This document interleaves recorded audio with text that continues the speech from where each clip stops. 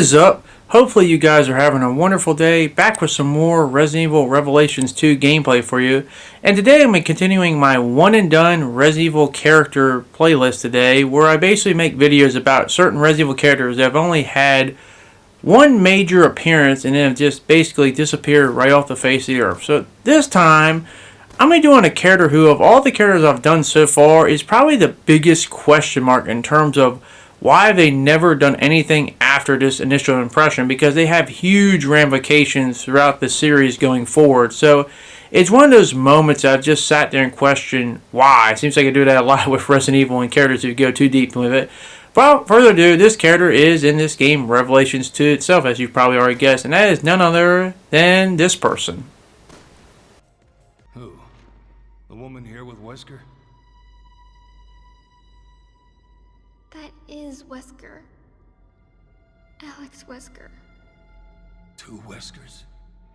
You gotta be shitting me. Yes, Alex Wesker herself, the main antagonist from Revelations 2. I mean, Alex Wesker was a pretty big deal at the time, just from the fact that having another Wesker, especially at this point in time when we had the death of Albert Wesker from Resident Evil 5, but seeing that there could be another one out there, and how she kind of has her own unique way of doing things, a little bit different from Wesker, but, you know, similarities as well. It was a big deal, so a lot of fans saw, hey, they could really maybe do something with this and the whole, you know, Wesker Children project and stuff like that as well. But the problem here is that of all the characters I've done, the Billies, the Carloses, the Shevas, this is the one that just makes you wonder and go, like, this is the one that has the most potential in terms of what it could lead to ramifications for the future of Resident Evil. So if you get to the end of Revelations 2, you see that obviously Natalia, living with the Burtons, Alex Wesker has slowly taken over her mind. So basically, Alex Wesker is living inside Natalia's body, and she's living at the Burtons. Yeah, stop if you can't come up with so many scenarios of what that could possibly do in the future. And that's what a lot of us were doing when this happened way back when this game came out.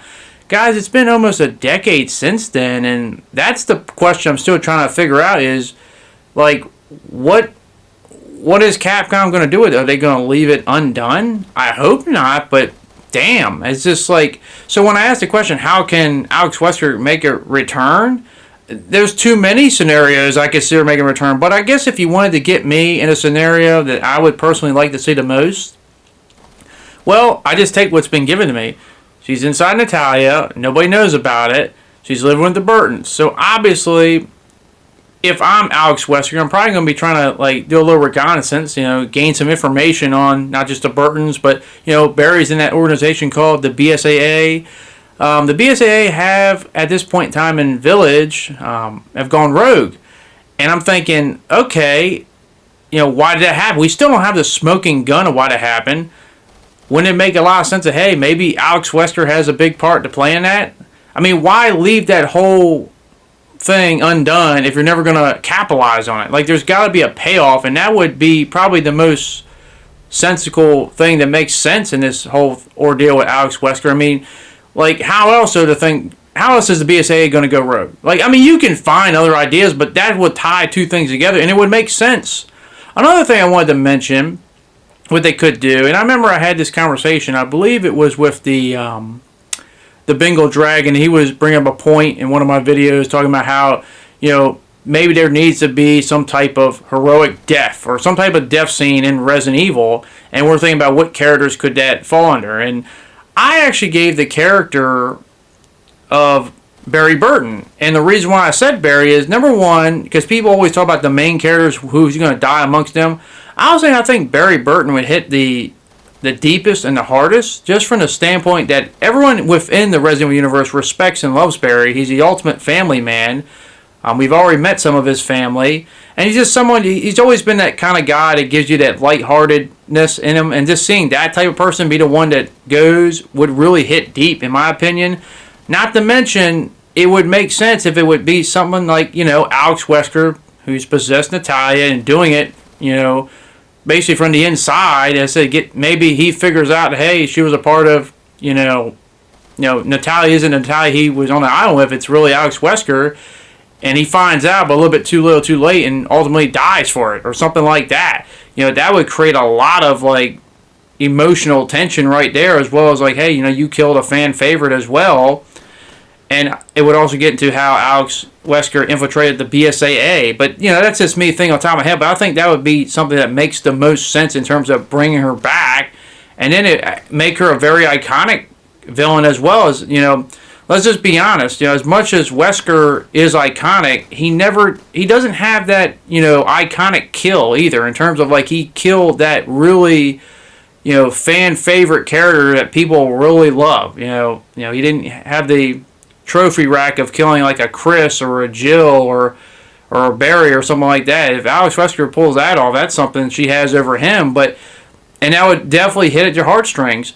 Now, I have a theory, though. And as I said, just a theory. And maybe I'm giving Capcom way too much credit, which is very possibly true. It's probably what it is. But so I was questioning, well, why have you not done anything? It's almost been a decade. Hear me out. Natalia, she's still the age of a little girl. And I believe, I could be wrong, but I believe the timeline for Revelations 2, it's before 6. So 6 was 2012 and 2013. So it's a little bit before then. But my point being is she's the age of a little girl. By the time we get to like Village, that's about a decade later.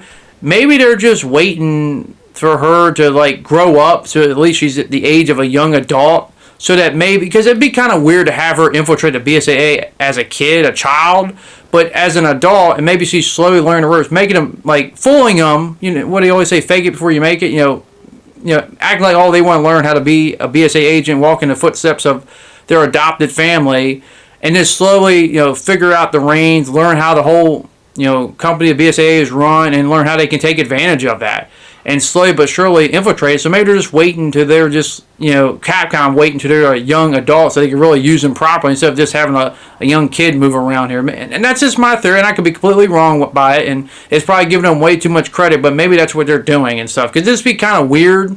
But at the same time, I could also understand, hey, maybe it's just that you could also say it's harder to probably shoot a kid than a young adult, honestly. But regardless, maybe that's why they've been waiting for this. And, if that's really the case, that'd be kind of cool and interesting. But nonetheless, Alex Wesker needs to be brought back, probably more than any of the other characters. Not that I necessarily like her more, but it's just from a plot point thread, just to having not to mention be a recurring villain, because as I said, Resident Evil has a terrible recurring villain problem. They kill off all their villains. They like their early Phase 1 Marvel Cinematic Universe where they always killed off all their villains way too early. It's just like, stop killing off your villains and, keep them. Because the ones you do keep, they have a chance to become legendary. I mean, look at Loki from the MCU. He's one of the most popular characters of the MCU, period. But my point being is, like, you have that potential, and that's the thing that's frustrating with Alex Wesker. There's a lot of potential of what you can do. And I'm just coming up with thoughts off the top of my head.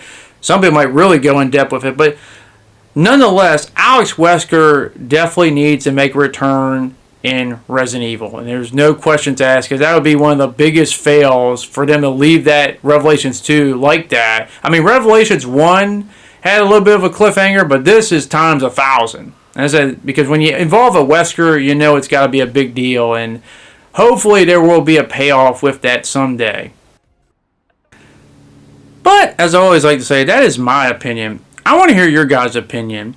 Are you like me and just wondering why would they leave Revelations 2 so open-ended like that, with basically a Wesker living at the household of a BSA agent, unknown of all things, and just never follow through with it? And also, if Alex Wesker is to return, how would you like to see her return? Is it similar to what I came up with? Or do you have even better ideas? Because I would love to see a recurring villain that's not named Albert Wesker, but just showing that they have faith in someone else. But nonetheless, that is going to be it. Hopefully you guys did enjoy this video, and hopefully I can see you guys back on the next one. Thanks, and I'll see you all later. Peace.